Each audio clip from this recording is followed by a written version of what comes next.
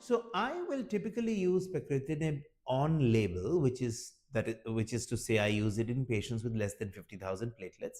And while on that subject, I will quickly say that I will occasionally use it in people with higher than 50,000, but still close to 50,000. By which I mean, you know, if I use it in, if I use a different JAK inhibitor in somebody with 60,000 platelets, and they're likely to drop, and then I'm likely to have problems, and therefore I'll often use pacritinib in that situation as well, given that the pivotal trial allowed platelets up to 100,000. So I'm backed by data, even though the label is a bit more restrictive, but I will use it sometimes in those low but a little higher than 50 platelets.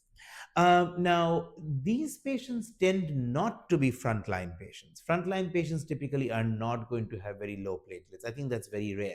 It's been reported to be around 10%, but that's not my experience. I feel like it's a lot less. So I will usually use pacritinib, second and third line, again, sort of directed by the platelets, if they're less than 50 for sure, and sometimes even if they're slightly elevated.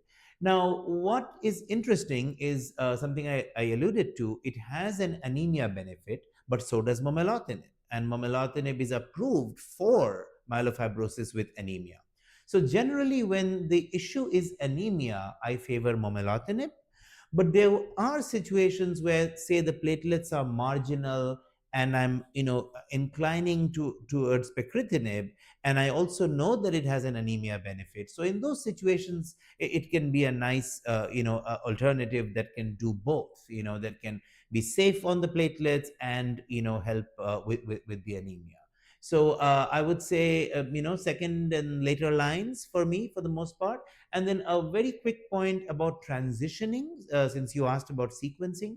Transitioning from ruxolitinib to pacritinib, I think people can do it differently.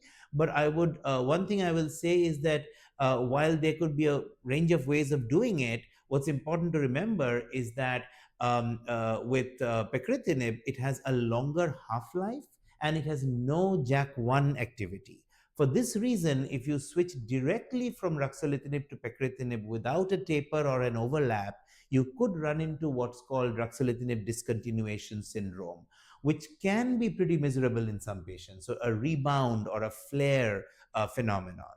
So, what I like to do is I like to overlap a small dose of ruxolitinib, just 5 twice a day, with a week of pacritinib before stopping the rux altogether and continuing on with the pacritinib.